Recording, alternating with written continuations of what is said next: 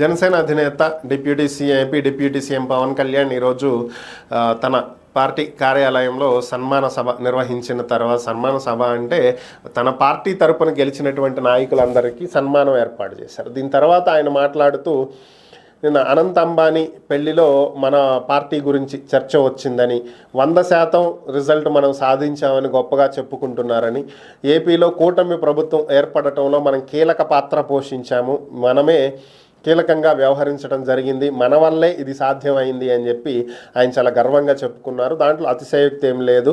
ఎందుకంటే పవన్ కళ్యాణ్ బేషరతుగా ముందుగా టీడీపీతో కలిసి వెళుతున్నాము, ప్రభుత్వ వ్యతిరేక ఓటుని చీల్చనివ్వను అని చెప్పి ప్రకటించిన తరువాత ఆయన బీజేపీని తీసుకొచ్చి టీడీపీతో కలపటానికి ఎంత కష్టపడ్డారు అనేది ఆయన భీమవరంలో ఒక సందర్భంలో చెప్పినటువంటి మాటలు అందరికీ గుర్తుండే ఉంటాయి. నేను కష్టపడ్డాను, చివాట్లు తిన్నాను, తిట్లు తిన్నాను, చివరికి సాధించాను అని చెప్పి ఆయన చెప్పుకున్నటువంటి మాటలు. అయితే ఆయన ఇప్పుడు దాన్ని గుర్తు చేయటంలో పెద్ద ప్రాబ్లం ఏం కాదు, గుర్తు చేశారు. అయితే దీంతో పాటుగా ఆయన ఇంకొక విషయాన్ని కూడా చెప్పారు. ఏంటి అంటే, ప్రధాని నరేంద్ర మోదీకి పవన్ కళ్యాణ్ అనేటువంటి వ్యక్తి నరేంద్ర మోదీ మనసులో ఒక ప్రత్యేక స్థానం కలిగి ఉన్నాడని, అంటే నాకు నరేంద్ర మోదీ హృదయంలో ఒక ప్రత్యేక స్థానం ఉంది అని చెప్పి పవన్ కళ్యాణ్ చెప్పుకున్నాడు. దాంతోపాటుగా నువ్వు కేంద్రానికి వచ్చేసే, ఇక్కడ ఒక మంచి మంత్రి పదవి ఇస్తాను అని చెప్పి ఆయన ఆఫర్ చేశారని, అయితే సున్నితంగా నేను దాన్ని తిరస్కరించాను, నాకు రాష్ట్ర ప్రయోజనాలే ముఖ్యం, నేను రాష్ట్రంలోనే ఉంటాను అని చెప్పి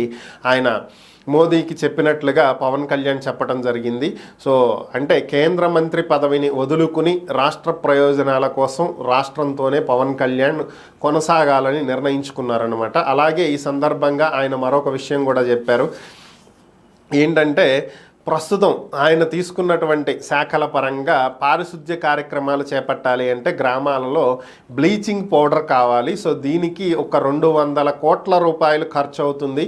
ఆ 200 కోట్ల రూపాయలు కూడా విడుదల చేసేటువంటి స్థితిలో మా శాఖలు లేవు.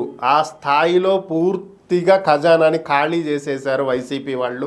కనీసం బ్లీచింగ్ పౌడర్ కొనే డబ్బులు కూడా మా దగ్గర లేవు. సో ఇలాంటి పరిస్థితుల్లోనే ఒక అనుభవం కలిగినటువంటి నాయకుడు ఈ రాష్ట్రానికి కావాలని చెప్పి నేను చంద్రబాబుని తో కలిసి ప్రయాణం చేయటం మొదలుపెట్టాను. సో రాష్ట్రం స్వయం శక్తిగా ఎదిగే వరకు, ఒక సుస్థిర స్థానానికి వచ్చే వరకు నా ప్రయాణం ఇలాగే కొనసాగుతుంది, టీడీపీతో చంద్రబాబుతో ఇలాగే ఉంటాను అని చెప్పి ఆయన ఈ సందర్భంగా స్పష్టం చేయడం జరిగింది.